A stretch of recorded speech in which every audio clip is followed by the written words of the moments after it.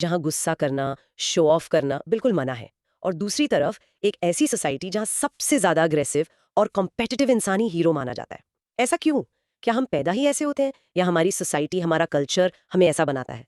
That's the big mystery. बिल्कुल, और इस मिस्ट्री को सॉल्व करने की कोशिश की थी एंथ्रोपोलॉजी के एक सबसे फैसिनेटिंग स्कूल ऑफ थॉट ने। तो इस मिस्ट्री को सॉल्व करने की जर्नी शुरू करने से पहले एक छोटा सा काम कर दो, जल्दी से सब्सक्राइब बटन दबा दो, नोटिफिकेशन बेल को ऑन कर लो, और अगर रेडी हो तो कमेंट सेक्शन में लेट्स डाइव इन लिख दो।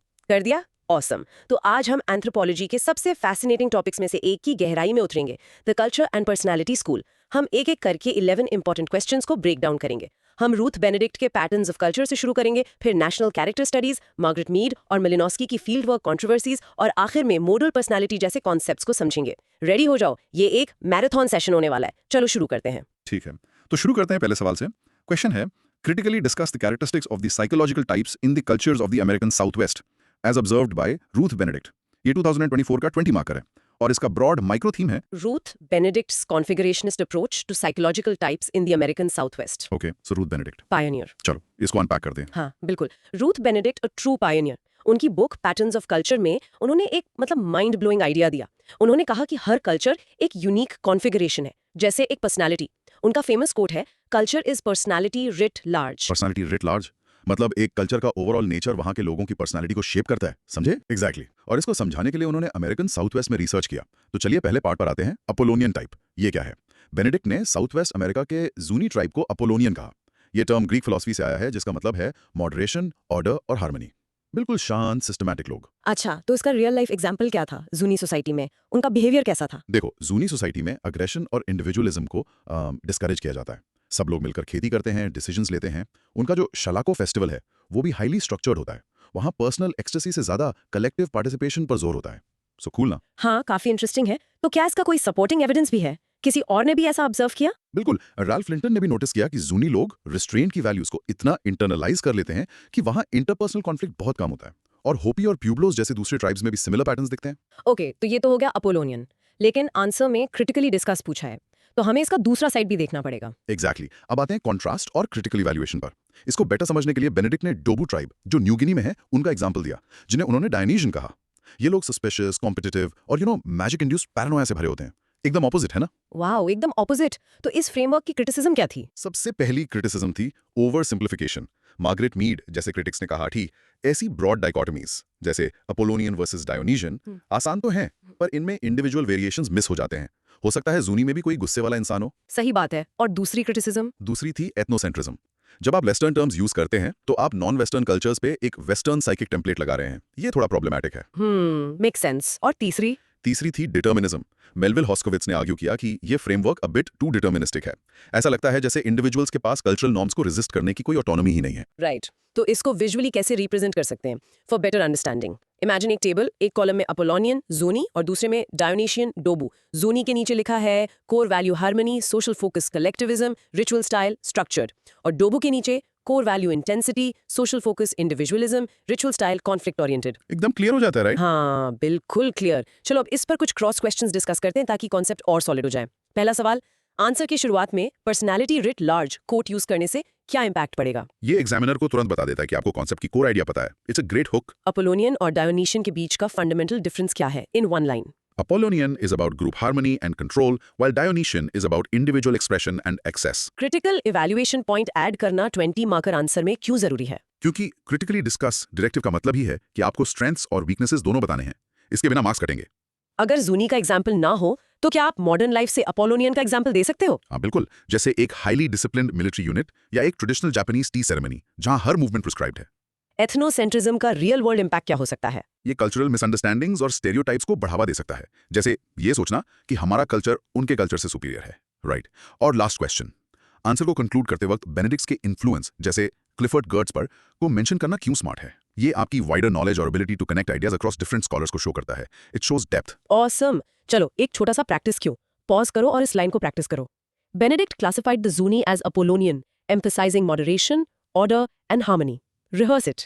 तो इसका मिनी रिकैप क्या है? In short, Benedict showed us that entire cultures can have a dominant psychological personality, जैसे अपोलोनियन या डायोनेसियन। चलो अब आगे बढ़ते हैं। Next question from 2023, Discuss political and methodological aspects of national character studies. Elucidate the contemporary relevance of such studies. 15 marks. Broad micro-theme, the evolution, political implications, and modern utility of national character studies in anthropology. National character studies. ये सुनने में ही काफी heavy लगता है, इसका मतलब क्या है? बेसिकली नेशनल कैरेक्टर स्टडीज या एनसीएस एक पूरे नेशन की एवरेज पर्सनालिटी को समझने की कोशिश है। ये फील्ड वर्ल्ड वॉर 2 के टाइम बहुत पॉपुलर हुई, जब अमेरिका को अपने दुश्मनों जैसे जर्मनी और जापान और दोस्तों के बिहेवियर को प्रिडिक्ट करना था। It's like psychological profiling on a national scale. Interesting. तो इसके मेथोडोलॉजिकल एस्पेक्ट्स क्या थे?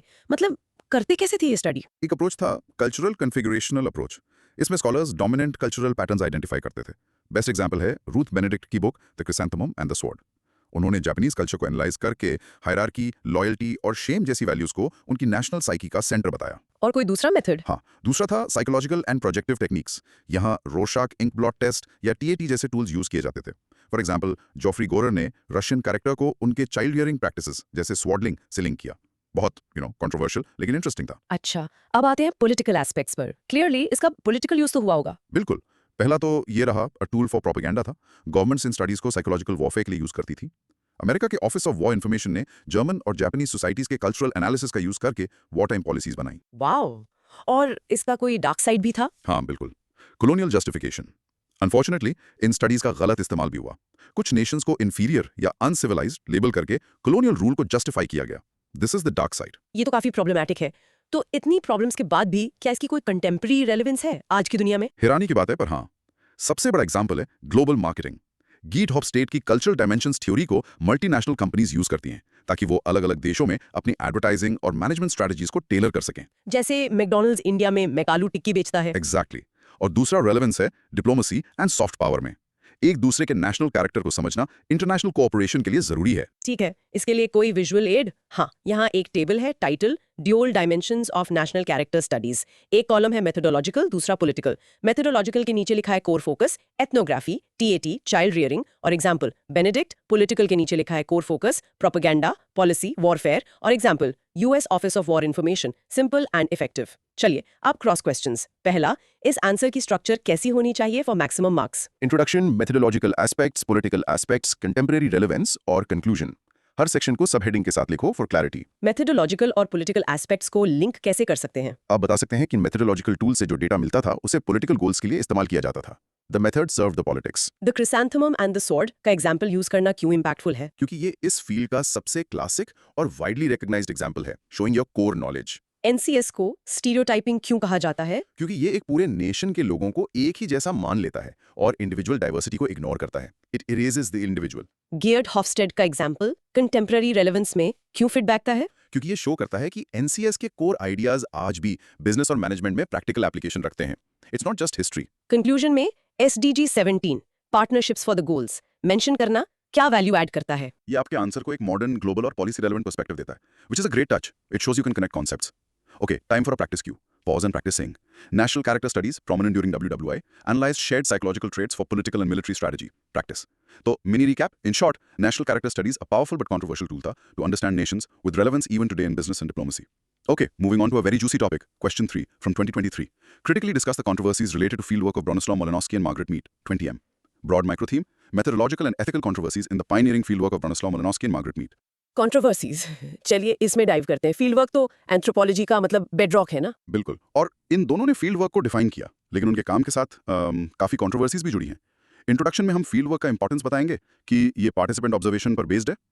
तो पहले मैलिनोव्स्की की बात करते हैं। उनके साथ क्या विवाद था? मैलिनोव्स्की को father of modern field work माना जाता है। उन्होंने नेटिव्स पॉइंट ऑफ व्यू समझने पर जोर दिया, लेकिन उनकी डेथ के बाद जब उनकी पर्सनल डायरी पब्लिश हुई, a diary in the strict sense of the term, तो एक तूफान आ गया। ऐसा क्या था उस डायरी में? उनके पब्लिश्ड वर्क्स बहुत ऑब्जेक्टिव थे, लेकिन डायरी में उन्होंने ट्रॉब्रियन आइलैंडर्स, जिन पर उन्होंने काम किया था, के लिए डेरोगेटरी शब्दों का इस्तेमाल किया था। वो उनसे फ्रस्ट्रेटेड थे, अकेलेपन से परेशान थे। इसने पहली बार ये दिखाया कि एथनोग्राफर एक ऑब्जेक्टिव मशीन नहीं, बल्कि एक इंसान होता है, अपने बायसेस और फीलिंग्स के साथ। इससे रिफ्लेक्सिविटी की जरूरत का एहसास हुआ। आपसे सही कह रही हूँ? एकदम सही। रिसर्चर्स को अपने खुद के रोल और प्रभाव पर भी सोचना चाहिए। ये इस कंट्रोवर्सी का सबसे बड़ा टेक अवे था। अब आते हैं मार्गरेट मीड पर। उनके काम पर तो और भी बड़े सवाल उठे थे। हाँ, उनकी मौत के कुछ साल बाद 1983 में एक एंथ्रोपोलॉजिस्ट डेरेक फ्रीमन ने एक किताब लिखी, जिसमें उन्होंने मीड के समोन रिसर्च को पूरी तरह से चैलेंज किया। उनकी बुक थी coming of age in Samoa. Freeman का आर्ग्यूमेंट क्या था? फ्रीमन ने आर्ग्यू किया कि मीड, जो उस वक्त एक यंग रिसर्चर थी, को उनके समोन इन्फॉर्मेंट्स ने बेवकूफ बनाया था। उनकी शरारतों और मजाक को मीड ने सच मान लिया था। उन्होंने कहा कि समोन सोसाइटी उतनी फ्री एंड ईजी नहीं थी जितना मीड ने पोर्ट्रे किया था। ये नेचर वर्सेस नर्चर डिबेट का सेंटर बन गया। तो वाओ, तो इसका कंक्लूजन क्या निकला? कौन सही था? सच शायद कहीं बीच में है। ये आज तक एंथ्रोपोलॉजी की सबसे बड़ी बहसों में से एक है। लेकिन इस मीड फ्रीमन डिबेट ने एक बहुत जरूरी काम किया। इसने एंथ्रोपोलॉजी को अपने मेथड्स और क्लेम्स की सर्टेनिटी को दोबारा से जांचने पर मजबूर कर दिया। तो इसको विजुलाइज करने के लिए हम एक टेबल बना सकते हैं। बिल्कुल, एक कंपैरेटिव टेबल, एक तरफ मेलानोस्की, दूसरी तरफ मीड। मेलानोस्की के नीचे controversy, personal diary, key issue, subjectivity versus objectivity, implication, rise of reflexivity. Mead के नीचे controversy, Freeman's critique, key issue, informant accuracy, nature versus nurture, implication, re-evaluation of methods. Perfect. अब आते हैं क्रॉस क्वेश्चंस पर। 1, इस answer की structure कैसे बनाएं? Intro on fieldwork's importance, section on Malinowski, section on Mead, conclude with the overall impact of these controversies on the discipline. Important है इस आंसर में। क्योंकि ये मालिनोव्स्की कंट्रोवर्सी का डायरेक्ट आउटकम है और मॉडर्न एंथ्रोपोलॉजी का एक कोर टैलेंट बन गया है। नेचर वर्सेस नर्चर डिबेट का जिक्र करना मीड के कंटेक्स्ट में क्यों जरूरी है? क्योंकि मीड का काम नर्चर कल्चर का सबसे बड़ा आर्गुमेंट था और फ्रीमैन का क्रिटिक नेचर बायोलॉजी को वापस लाने की कोशिश थी। ये इस विवाद का इंटेलेक्चुअल कोर है। क्या इन कंट्रोवर्सीज ने एंथ्रोपोलॉजी को वीकन किया या स्ट्रेंथन? आप आर्ग्यू कर सकते हैं कि शॉर्ट टर्म में इसने डिसिप्लिन की क्रेडिबिलिटी को हर्ट किया, लेकिन लॉन्ग टर्म में इसने मेथड्स को और ज्यादा रिगरस और सेल्फ अवेयर बनाकर स्ट्रेंथन किया। इस आंसर में एथिकल कंसिडरेशंस के बारे में बात करना अहम क्यों है? क्योंकि दोनों कंट्रोवर्सीज, चाहे वो रिसर्चर के पर्सनल फीलिंग्स हों या इन्फॉर्मेंट्स के डेटा की एक्यूरेसी, अल्टीमेटली रिसर्च एथिक्स के सवाल उठाती हैं। लास्ट वन, कंक्लूजन में हम ये कैसे बता सकते हैं कि इन विवादों का पॉजिटिव असर हुआ? बाय हाईलाइटिंग कि इनकी वजह से ही पोस्ट मॉडर्निस्ट और feminist critics of ethnography develop हुए, जिससे डिसिप्लिन और डाइवर्स और क्रिटिकल बना। ग्रेट, अब प्रैक्टिस क्यों? चलो पॉज करो और इस लाइन को रिहर्स करो।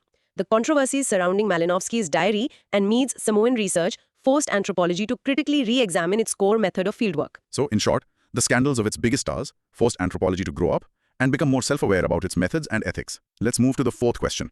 From 2020, discuss various anthropological approaches to the study of personality and culture.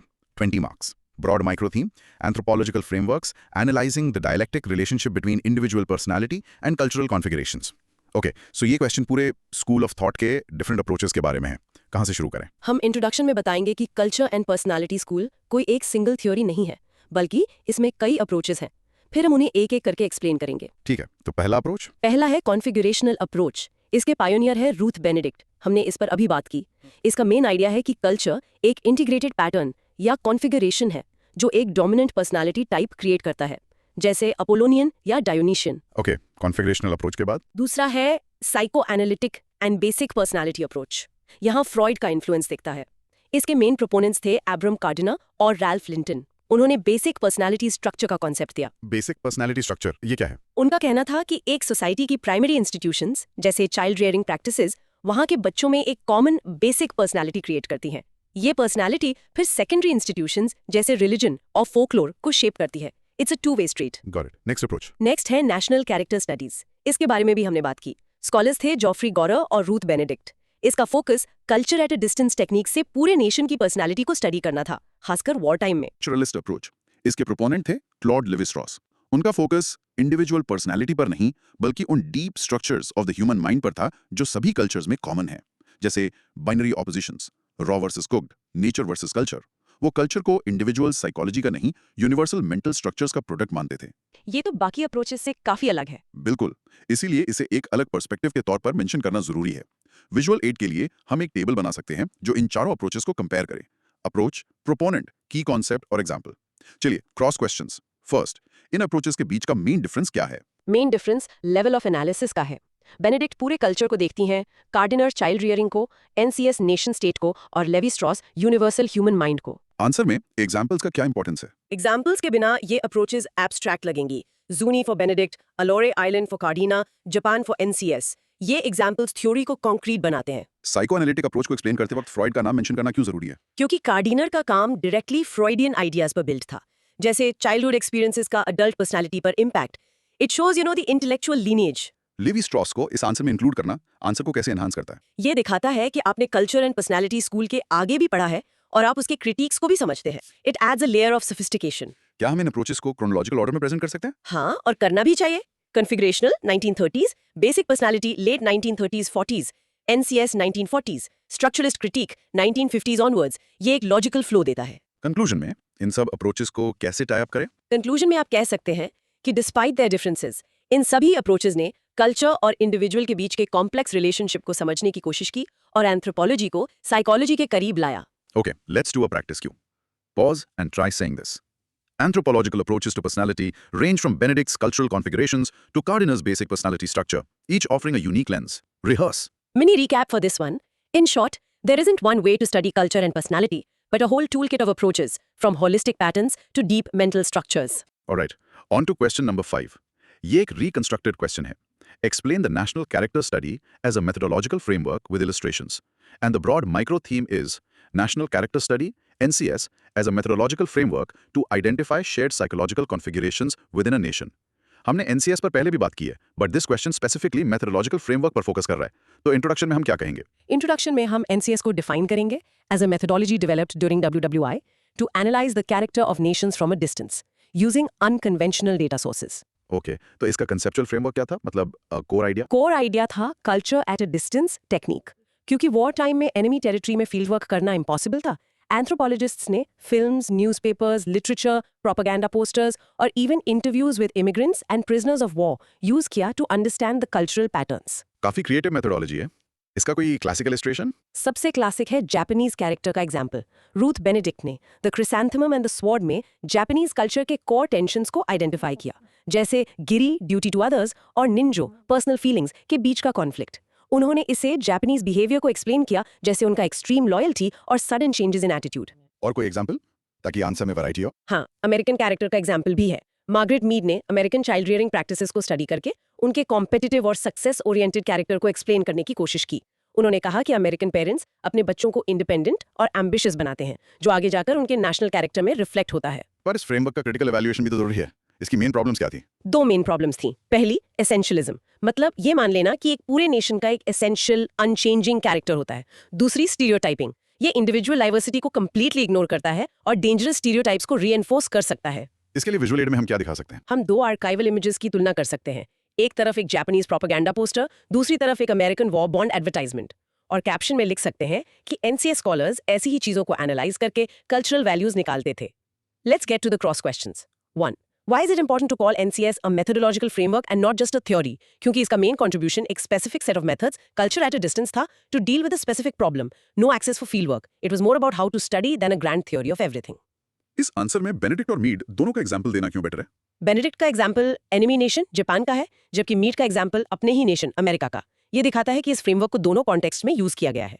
What's the difference between NCS and Benedict's earlier patterns of culture work? The key difference is scale and context. Patterns of culture small, isolated tribes पे focus था। NCS ने उन्हीं ideas को large, complex nation states पर apply किया, वो भी एक पॉलिटिकल वॉर टाइम कॉन्टेक्स्ट में। How can we critique NCS without completely dismissing its historical importance?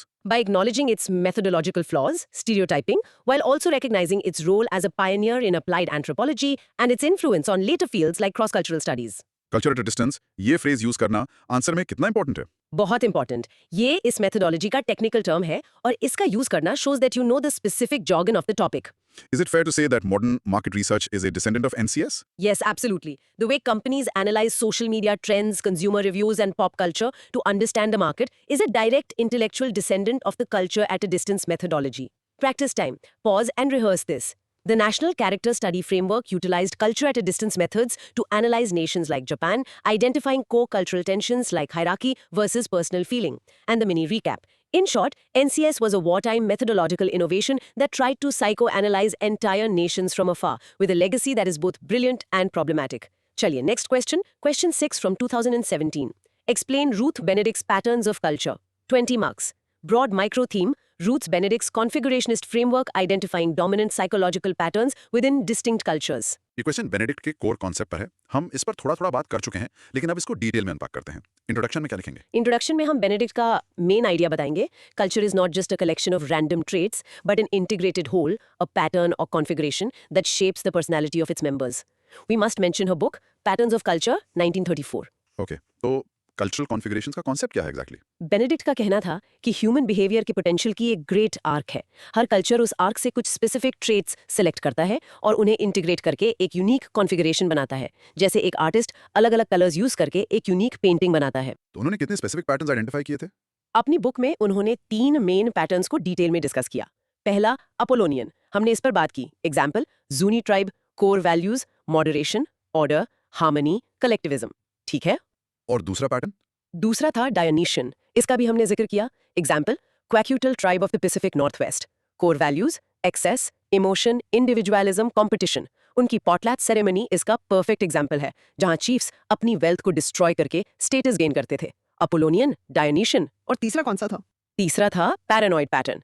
इसके लिए उन्होंने डोबू आइलैंडर्स ऑफ मेलानेशिया का एग्जाम्पल दिया। उनकी सोसाइटी में एक्सट्रीम सस्पिशन, हॉस्टिलिटी और ट्रेचरी को नॉर्मल माना जाता था।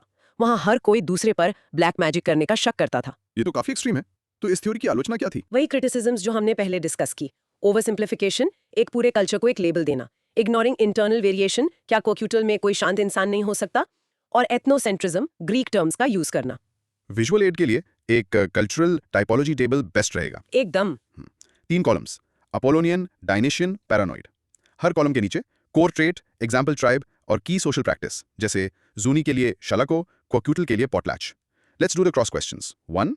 Why did Benedict use terms from Greek tragedy like Apollonian and Dionysian? She used them as metaphors to make her abstract idea of cultural configurations more understandable and vivid for a wider audience. It was a powerful literary device. What does the great arc of human potential metaphor signify? It signifies that no single culture can encompass all possible human behaviors. Each culture makes its choice, selecting some traits and ignoring others, thus creating its unique pattern. Is it necessary to discuss all 3 patterns, Apollonian, Dionysian, paranoid, in the answer? Yes, for a 20 marker, discussing all 3 shows the breadth of her analysis and provides a richer understanding of a comparative method. How is Benedict's approach different from geographical determinism? Geographical determinism कहता है कि environment personality बनाता है। Benedict कहती हैं कि culture, जो कि एक हिस्टोरिकल प्रोडक्ट है, पर्सनालिटी बनाता है। For her, culture was the key, not geography. Could we apply Benedict's patterns to modern societies? For example, could a corporation be Dionysian? Yes, absolutely. A highly aggressive, competitive startup could be seen as having a Dionysian culture, while a traditional bureaucratic government department might be seen as Apollonian. ये इस concept की flexibility दिखाता है। How did Benedict's work contribute to the concept of cultural relativism? By showing that different cultures have different equally valid patterns for living, she strongly argued against the idea that one culture, i.e. Western culture, is superior. This is the very foundation of cultural relativism. Time to practice. Pause and rehearse. In Patterns of Culture, Ruth Benedict proposed that cultures are integrated configurations, illustrating her theory with Apollonian, Dionysian, and paranoid types. In short, Benedict gave us a powerful, poetic idea. Cultures are like artworks, each painted with a unique selection of human emotions and behaviors. अब हम चलते हैं next question पर 2008 से। Discuss the relationship between culture and personality. इसका broad micro theme है the dialectic and interdependent relationship between cultural configurations and individual personality structures. ये एक बहुत ही ब्रॉड क्वेश्चन है। इसको कैसे अप्रोच करें? हम इसको एक डिबेट की तरह स्ट्रक्चर कर सकते हैं। इंट्रोडक्शन में हम कल्चर एंड पर्सनालिटी स्कूल का को क्वेश्चन प्रेजेंट करेंगे। डज कल्चर शेप पर्सनालिटी और डज पर्सनालिटी शेप कल्चर, या फिर is it a two way street? Interesting. तो पहले साइड से शुरू करते हैं, पर्सनालिटी शेप्स कल्चर। इस पर्सपेक्टिव के लिए हम रूथ बेनेडिक्ट का एग्जांपल देंगे। उनका कॉन्फिगरेशनल अप्रोच एक तरह से यही कहता है, एक कल्चर का स्पेशल जीनियस या डोमिनेंट पर्सनालिटी टाइप ही उसके इंस्टीट्यूशंस और कस्टम्स को शेप करता है। The culture is a projection of a collective personality. Okay, अब दूसरा साइड, कल्चर शेप्स पर्सनालिटी। इसके लिए बेस्ट एग्जांपल मार्गरेट मीड का है। उनकी समोआ और न्यू गिनी की स्टडीज ने यही प्रूव करने की कोशिश की। उन्होंने दिखाया कि एडोलेसेंस या जेंडर रोल्स जैसे कॉन्सेप्ट्स जो हम बायोलॉजिकल मानते हैं, एक्चुअली कल्चर द्वारा शेप किए जाते हैं। The individual is a blank slate on which culture rights. तो ये तो आमने सामने की टक्कर हो गई। क्या कोई बीच का रास्ता भी है? बिल्कुल, और वही इस आंसर का सबसे इंपॉर्टेंट पार्ट है, द बाई डायरेक्शनल इंटरैक्शन। इसके प्रोपोनेंट्स थे लिंटन, कार्डिनर और कोरा डुबॉय। उनका बेसिक और मॉडल पर्सनालिटी का कॉन्सेप्ट यही कहता है। ये इंटरैक्शन काम कैसे करता है? उनके मुताबिक प्राइमरी इंस्टीट्यूशंस जैसे चाइल्ड रियरिंग कल्चर का हिस्सा है, जो बेसिक पर्सनालिटी को शेप करते हैं। फिर ये इंडिविजुअल्स अपनी पर्सनालिटी के अनुसार secondary institutions like religion, folklore create या मॉडिफाई करते हैं। तो कल्चर पर्सनालिटी को बनाता है और फिर पर्सनालिटी कल्चर को बनाती है। It's a continuous loop. इसके लिए एक cyclical flow chart as a visual aid best रहेगा। एकदम सही, एक सर्कल जिसमें एरोज हैं, culture, child rearing practices, basic personality, secondary institutions, religion, art, culture. ये लूप को परफेक्टली दिखाता है। Great, cross questions. 1. Is it better to present this answer as a historical evolution of thought? Yes, start with the simpler, one-way models of Benedict and Mead, and then move to the more complex, interactive models of Gardiner and Linton. This shows a logical progression of the idea. Why is the blank slate or tabula rasa concept important in Mead's argument? Because it is the philosophical foundation of strong cultural determinism. If the mind is a blank slated birth, then everything we are must come from culture, leaving no room for biology. What is the main difference between basic personality and modal personality? Basic personality suggests a uniform personality for everyone in a culture. Modal personality is a statistical concept. It refers to the most frequently occurring personality type, acknowledging that other types also exist. It's a refinement. How can we use a real-life example to explain the bidirectional loop? सोच लो, एक society में resource scarcity है, इसलिए parents बच्चों को competitive होना सिखाते हैं, चाइल्ड रियरिंग। ये बच्चे कंपेटिटिव अडल्ट्स बनते हैं, पर्सनालिटी, जो फिर कंपेटिटिव गेम्स और hyper capitalist economic systems secondary institutions बनाते हैं। Brilliant example. 5. Is this debate still relevant today in psychology? Absolutely. The nature versus nurture debate is a modern version of this. The relationship between genetics, nature, and environment, nurture culture, in shaping personality is still a central question in psychology. And the last one. What is the good way to conclude this answer? A good conclusion would state that modern anthropology has moved beyond a simple either or debate and now sees culture and personality in a dialectical relationship. They co-create each other continuously. Okay, time for a practice cue. Pause and say, the relationship between culture and personality is not one way, but a dialectical loop where culture shapes individuals who in turn shape their culture. So, in short, the big question isn't culture or personality. It's how do culture and personality dance together to create who we are. Moving right along to question 8 from 2004. Critically discuss the contributions of Ruth Benedict to the study of culture. Broad micro theme, Ruth Benedict's configurationist approach and the culture and personality school in anthropology. ये question specifically Benedict के contributions पर है और critically discuss भी करना है, तो हम उनके पॉजिटिव कॉन्ट्रीब्यूशंस और लिमिटेशंस दोनों बताएंगे। Exactly. इंट्रोडक्शन में हम बेनेडिक्ट को फ्रांस बोआस की स्टूडेंट और कल्चर एंड पर्सनालिटी स्कूल की एक फाउंडिंग फिगर के तौर पर इंट्रोड्यूस करेंगे। उनका रेवोल्यूशनरी आइडिया था कि कल्चर को एज अ होल स्टडी करना चाहिए। ठीक है, तो उनका पहला और सबसे बड़ा कंट्रीब्यूशन क्या था? सबसे बड़ा कंट्रीब्यूशन था उनका कॉन्सेप्ट ऑफ कल्चरल कॉन्फ़िगरेशन और स्पेशल जीनियस। उन्होंने आर्ग्यू किया कि हर कल्चर का एक यूनिक पर्सनालिटी और जीनियस होता है। इसे समझाने के लिए उन्होंने अपोलोनियन, ज़ूनी और डायोनीशियन, क्वाक्विटल जैसे पैटर्न्स का यूज किया। इसने एंथ्रोपोलॉजी को ट्रेट लिस्टिंग से आगे बढ़ाकर होलिस्टिक एनालिसिस की तरफ ले गया। राइट, और उनका दूसरा बड़ा कॉन्ट्रीब्यूशन? दूसरा था उनका काम नेशनल कैरेक्टर स्टडीज में, खासकर the क्रिजेंथेमम and the sword.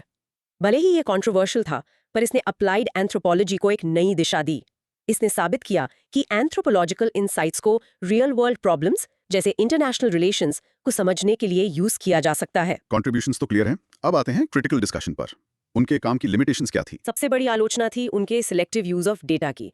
Critics ने आर्ग्यू किया कि वो सिर्फ उस डेटा को प्रेजेंट करती थी जो उनकी थ्योरी को सपोर्ट करता था और कॉन्ट्रडिक्टरी एविडेंस को इग्नोर कर देती थी। और दूसरी लिमिटेशन? दूसरी थी उनकी limited typology.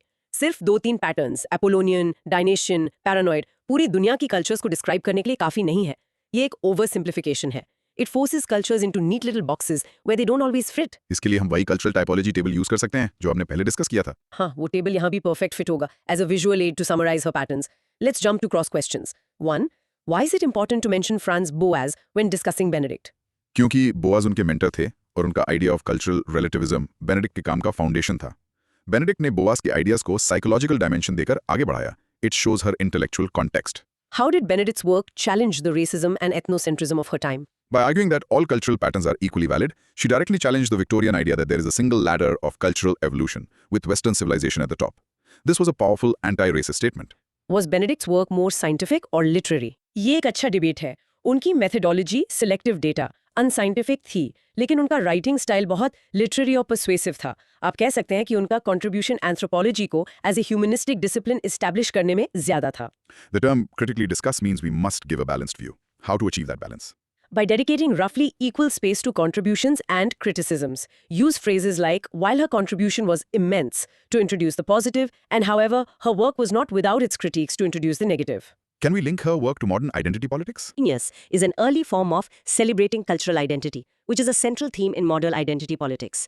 Sixth and final, what is Benedict's single most enduring legacy? Her single biggest legacy is the idea that culture matters profoundly in shaping who we are. ये आइडिया आज कॉमन सेंस लगता है, लेकिन उनके time में ये revolutionary था। She made culture a central variable in the human sciences. Okay, practice cue. Pause और ये line try करो. Ruth Benedict's major contribution was the concept of cultural configurations, though her work is critiqued for oversimplification and selective data use. And the mini recap. In short, Benedict was a brilliant but flawed pioneer who taught anthropology to see cultures not as lists of traits, but as living, breathing personalities. Question 9, next from 2001, discuss the contributions of Margaret Mead and Ralph Linton to the analysis of the relationship between culture and personality. Broad micro-theme, the role of Margaret Mead's cultural determinism and Ralph Linton's basic personality structure in synthesizing the relationship between culture and the individual. इस question में दो scholars हैं, Mead और Linton. हम इसको कैसे structure करें? Best तरीका है इंट्रोडक्शन के बाद एक डेडिकेटेड सेक्शन मार्गरेट मीड के कॉन्ट्रीब्यूशंस पर और फिर एक डेडिकेटेड सेक्शन राल्फ लिंटन के कॉन्ट्रीब्यूशंस पर। फिर कंक्लूजन में दोनों को कंपेयर या सिंथेसाइज कर सकते हैं। ठीक है, तो शुरू करते हैं मार्गरेट मीड से। उनका मेन कंट्रीब्यूशन क्या था? मीड का सबसे बड़ा कंट्रीब्यूशन था उनका काम ऑन कल्चरल डिटर्मिनिज्म। अपनी स्टडीज जैसे coming of age in Samoa, adolescence पर और sex and temperament in 3 primitive societies, gender पर से उन्होंने ये प्रूव किया कि पर्सनैलिटी के जो एस्पेक्ट्स हम बायोलॉजिकल मानते हैं वो एक्चुअली कल्चर सिखाता है। उन्होंने पब्लिक एंथ्रोपोलॉजी को भी पॉपुलराइज किया। उनका विजुअल एंथ्रोपोलॉजी में भी योगदान था, है ना? बिल्कुल, उन्होंने और उनके हस्बैंड ग्रेगरी बेटसन ने फोटोग्राफी और फिल्म को रिसर्च टूल के तौर पर यूज करने में पायनियरिंग काम किया। ओके, अब आते हैं राल्फ लिंटन पर। उनका कंट्रीब्यूशन इतना फेमस क्यों नहीं है, पर इंपॉर्टेंट क्यों है? लिंटन एक थियोरिस्ट थे, मीड एक फील्ड वर्कर थी। लिंटन का सबसे बड़ा कंट्रीब्यूशन था बेसिक पर्सनालिटी का कॉन्सेप्ट, जो उन्होंने कार्डिनर के साथ डेवलप किया। इससे उन्होंने कल्चर और पर्सनालिटी के बीच एक सिस्टमैटिक लिंक एस्टैब्लिश किया। और उनका स्टेटस एंड रोल का कॉन्सेप्ट भी बहुत इंपॉर्टेंट है। हाँ, उन्होंने status, a position in a social system, और role, the behaviour associated with that status के बीच डिस्टिंग्विश किया। उन्होंने बताया कि कल्चर हमें रोल्स प्रोवाइड करता है जिसे हम अपनी पर्सनालिटी के हिसाब से परफॉर्म करते हैं। ये सोशियोलॉजी और एंथ्रोपोलॉजी दोनों में एक फाउंडेशनल कॉन्सेप्ट है। विजुअल एड के लिए मीड और लिंटन की कंट्रीब्यूशंस की एक कंपैरिजन टेबल बना सकते हैं। परफेक्ट। एक तरफ Mead, focus cultural determinism, key concepts adolescence, gender, method field work. दूसरी तरफ Linton, focus structural functionalism, key concepts basic personality, status and role, method theoretical synthesis. What was the main difference in the approaches of Mead and Linton? Mead was more focused on how culture shapes specific psychological states, like teenage angst, while Linton was interested in the overall structural relationship between culture and personality systems. Mead was a storyteller, Linton a system builder. How did Mead's work impact American society outside of anthropology? Her work had a huge impact on parenting, education, and the feminist movement. She became a public intellectual, arguing for more flexible cultural norms. Why is Linton's concept of status and role so fundamental? Because it provides a bridge between the large-scale social structure, statuses, and individual behavior, roles. It helps us understand how society gets inside the individual. Did Mead and Linton ever collaborate or influence each other? Yes, they were contemporaries and part of the same intellectual circle at Columbia University. While their focus was different, they were both trying to solve this same puzzle, the culture-personality link. How would you critique Mead's contribution in this answer? You must mention the Derek Freeman controversy briefly, acknowledging that her fieldwork methods and conclusions were later challenged, which adds nuance to her legacy. How do Linton's ideas connect to Gardner's? They were close collaborators. Linton provided the cultural and sociological concepts like status and role, and Gardner provided the psychoanalytic framework. Their work on basic personality was a joint effort. Okay, practice cue time. Rehearse this. While Margaret Mead demonstrated culture's power through fieldwork on gender and adolescence, Ralph Linton provided the theoretical tools like basic personality and status and role. Mini recap for this. In short, Mead was the charismatic explorer who showed us new worlds of personality, while Linton was the quiet map maker who gave us the tools to understand them. अब हम आते हैं एक short note question पर। Question 10 from 1996। Culture personality, broad micro theme, the dialectical relationship between individual personality and cultural configurations. Short note है तो हमें concise और टू द पॉइंट रहना होगा। शुरुआत कैसे करें? इंट्रोडक्शन में हम कल्चर पर्सनालिटी को एक स्कूल ऑफ थॉट के तौर पर डिफाइन करेंगे जो 1930s-40s में अमेरिका में फ्लरिश हुआ। इसका कोर एम था साइकोलॉजी और एंथ्रोपोलॉजी को इंटीग्रेट करना। ओके, तो इसके मेन पिलर्स या कॉन्सेप्ट्स क्या हैं जिन्हें हमें मेंशन करना ही चाहिए? हम 3 मेन कॉन्सेप्ट्स को ब्रीफली एक्सप्लेन करेंगे। पहला, कॉन्फिगरेशनिस्ट अप्रोच। यहाँ हम बेनेडिक्ट और पैटर्न्स ऑफ कल्चर का जिक्र करेंगे। Key idea, culture as personality writ large. दूसरा कॉन्सेप्ट, दूसरा है कल्चरल डिटर्मिनिज्म। यहाँ हम मार्गरेट मीड और उनकी समोआ स्टडी का एग्जाम्पल देंगे। की idea, personality is a product of cultural conditioning, not biology. और तीसरा है बेसिक एंड मॉडल पर्सनालिटी। यहाँ हम कार्डिनर, लिंटन और कोरा डुबोच का नाम लेंगे। की idea, child rearing practices create a common personality structure in a society. Short note है तो विजुअल एड शायद जरूरी ना हो, लेकिन एक सिंपल फ्लो चार्ट आइडिया दे सकता है। हाँ, वही personality culture cycle flow chart जो हमने पहले डिस्कस किया था, यहाँ भी काम आएगा। It can summarise the core relationship quickly. For a short note, how many scholars should we name? नाम जरूरी है। At least the big four, Benedict, Mead, Linton and Kardiner. Their names act as shorthand for their ideas. What's the best way to structure a short note? A short introduction, followed by 3-4 paragraphs, each explaining a key concept or approach with its main proponent, and a brief concluding sentence. Should we include criticisms in a short note? Yes, but briefly. एक दो line में mention कर सकते हैं कि इस school को over सिंप्लिफिकेशन और मेथोडोलॉजिकल इश्यूज के लिए क्रिटिक किया गया। How is this school different from British social anthropology of the same period? British social anthropology focus करती थी सोशल स्ट्रक्चर और किनशिप पर। अमेरिकन कल्चर पर्सनालिटी स्कूल का फोकस इंडिविजुअल साइकोलॉजी और कल्चर पर था। ये एक इंपॉर्टेंट डिस्टिंक्शन है। What is the main legacy of the culture personality school? इसका मेन लेगेसी है साइकोलॉजिकल एंथ्रोपोलॉजी की फील्ड को एस्टैब्लिश करना और कल्चरल रिलेटिविज्म के आइडिया को पॉपुलराइज करना। Is this term culture personality still used today? Not as much. The field has evolved into psychological anthropology, which uses more sophisticated methods, but the core questions asked by the culture personality school are still relevant. Pause और इस summary को practice करो. The Culture Personality School, led by figures like Benedict and Mead, explored how culture shapes individual psychology through concepts like configurations and basic personality. In short, culture personality was the name of the intellectual adventure that first tried to map the mysterious territory between our minds and our societies. और अब हम आ गए हैं हमारे final question पर. Question 11 from 1992. Model Personality Cultural Personality School. Broad micro theme, the statistical refinement of the relationship between cultural institutions and individual psychology. Model personality, ये concept हमने पहले टच किया है, अब इसको डिटेल में देखते हैं. डेफिनेशन से शुरू करते हैं. इंट्रोडक्शन में हम मॉडल पर्सनालिटी को डिफाइन करेंगे. It is the statistically most common personality type found within a society. इस कॉन्सेप्ट को कोरा डू बॉयस ने डेवलप किया था as a refinement of the basic personality concept. तो इसका कंसेप्चुअल फ्रेमवर्क बेसिक पर्सनालिटी से अलग कैसे था? बेसिक पर्सनालिटी का कॉन्सेप्ट थोड़ा रिजिड था. ये सजेस्ट करता था कि सबकी पर्सनालिटी सेम होती है. Model personality on the other hand acknowledges individual variation. ये नहीं कहता सब लोग ऐसे हैं, बल्कि कहता है ज्यादातर लोग या सबसे कॉमन टाइप ये है. It is a probabilistic not a deterministic concept. इसके लिए मेथोडोलॉजी क्या यूज हुई? ये भी एक बड़ा डिफरेंस था. डू बॉयज ने ज्यादा रिगरस मेथड्स यूज किए.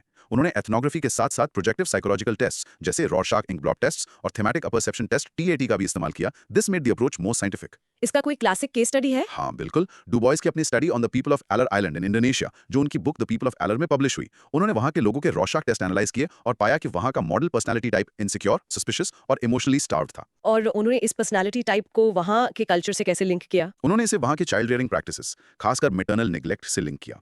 एलोर में वुमेन को फार्मिंग में बहुत काम करना पड़ता था, इसलिए बच्चों को बहुत कम मैटरनल केयर मिलती थी, जिससे उनमें एक बेसिक इनसिक्योरिटी डेवलप हो जाती थी. तो इस अप्रोच का भी क्रिटिकल पर्सपेक्टिव होगा? हाँ, क्रिटिक्स ने प्रोजेक्टिव टेस्ट की वैलिडिटी पर सवाल उठाए. क्या एक रॉरशार्क टेस्ट, जो एक वेस्टर्न कॉन्टेक्स्ट में डेवलप हुआ है, नॉन वेस्टर्न सोसाइटी में एक्यूरेटली पर्सनालिटी मेजर कर सकता है? ये एथनोसेंट्रिज्म का एक पोटेंशियल इशू है. विजुअल एड के लिए हम एक basic versus model personality table बना सकते हैं. Excellent idea. टेबल में feature, basic personality, model personality. Features हो सकते हैं nature, uniform versus statistical, method, ethnography versus ethnography plus projective tests, proponent, cardinal लिंक्टन versus do boys. Why was the shift from basic to model personality considered a major theoretical advance? It moved the field away from generalization and towards a more nuanced, statistically grounded understanding of personality within a culture. It allowed for diversity. What is a projective test in simple terms? It's a psychological test where a person is shown an ambiguous stimulus, like an ink blot, and their interpretation is believed to reveal their unconscious feelings, thoughts, and personality traits. The Allor study links maternal neglect to an insecure personality. Can we see parallels in modern psychology? Absolutely. John Bowlby's attachment theory in modern psychology says the exact same thing. Early maternal care is crucial for developing a secure personality. Du Bois's work was ahead of its time. How does the concept of modal personality avoid the stereotyping problem of earlier approaches? By being statistical, it inherently accepts that there are people who do not fit the modal type. It talks about a central tendency, not a universal rule. So it doesn't say all Allorees are insecure, but the most common personality type in Allor is insecure. Who was Cora Du Bois? Why is it important to remember her? She was a pioneering female anthropologist who combined rigorous fieldwork with psychological methods. Remembering her is important to acknowledge the contribution of women scholars who refined the initial, more famous ideas of their male colleagues. And our final cross question for this marathon: how did the model personality approach pave the way for modern psychological anthropology? By introducing rigorous quantitative and psychological testing methods, it set a new standard for research. Modern psychological anthropology continues this tradition of using mixed methods to study the culture-mind interface. Great. Let's do the last practice cue. Pause and say, Cora Du Bois' concept of model personality was a statistical refinement of basic personality using projective test to identify the most common personality type in a culture. And the final mini recap. In short, modal personality was the moment the school of thought started trading in broad poetic statements for careful, data-driven statistical claims. Phew, what a marathon session. हमने आज cultural and personality school का पूरा DNA decode कर लिया है. बिल्कुल, काफी लंबा लेकिन आई होप काफी यूजफुल डिस्कशन रहा. तो आइए इस सबको एक साथ लाते हैं. ब्रॉड माइक्रो थीम था the culture and personality school. हाँ, हमने रूथ बेनेडिक्ट के अपोलोनियन और डायनीशियन पैटर्न से स्टार्ट किया, ये समझने के लिए कि पूरे कल्चर्स की एक पर्सनालिटी हो सकती है. याद रखना.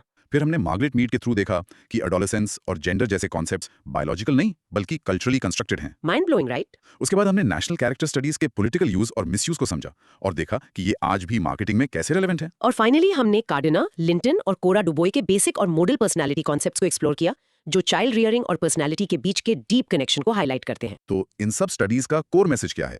यही कि नॉर्मल क्या है ये कल्चर डिसाइड करता है। There is no one size fits all way to be human. हर कल्चर इंसानी पोटेंशियल को एक अलग तरीके से मोल्ड करता है, और इस डाइवर्सिटी को समझना ही एंथ्रोपोलॉजी का जादू है। अगर इस सुपर डिटेल सेशन ने आपके दिमाग के सारे सर्किट्स ऑन कर दिए तो हमें जरूर बताना। चैनल को सब्सक्राइब करना मत भूलना, इस वीडियो को लाइक करो और अपने सभी दोस्तों के साथ शेयर करो जो एंथ्रोपोलॉजी में स्ट्रगल कर रहे हैं। We'll be back with more high energy deep dives. तब तक keep questioning, keep